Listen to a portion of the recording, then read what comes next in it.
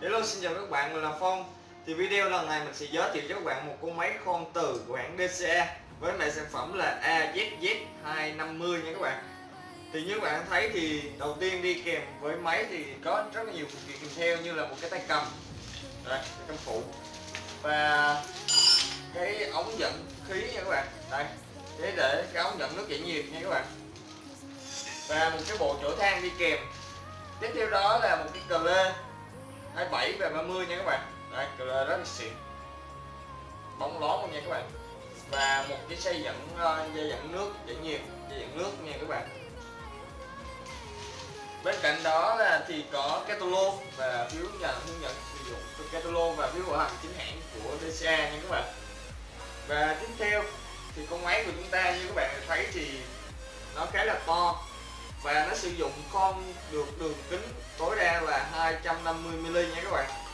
Và sợi dây điện đây các bạn thấy thì khá là dài và có cái bộ khởi động mềm, và cái này tích hợp thêm nữa là khởi động mềm và chống rò rỉ điện và hay nhiễm nước nha các bạn.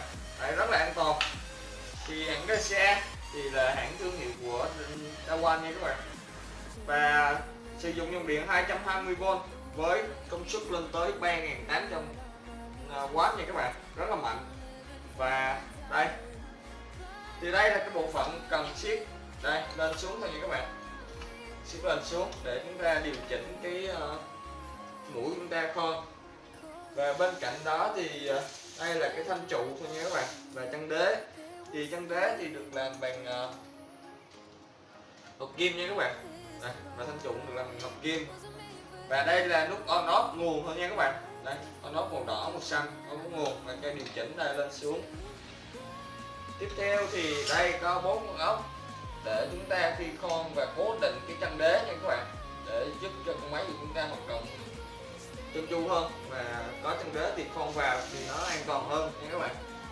Bên cạnh đó thì đây là cái bộ phận để khó cái trục lại nha các bạn. Nếu các bạn muốn tháo cái motor máy ra thì các bạn hãy mở cái này và kéo nhẹ nhàng lên nha các bạn, và dễ dàng cất giữ.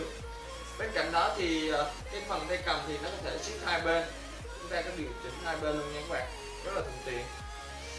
Và bây giờ mình sẽ bật máy, vận hành máy cho các bạn xem được con máy. Thì con máy này chạy với cái vận tốc là 3800W nha các bạn, với công suất 3800W và chạy rất là mạnh mẽ và rất là trâu bò nha các bạn.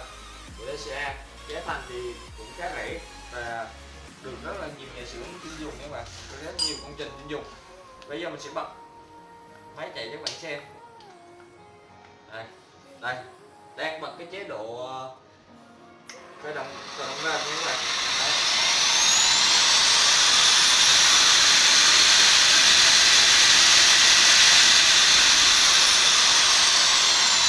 Như các bạn thấy thì 3800W khá là mạnh mẽ và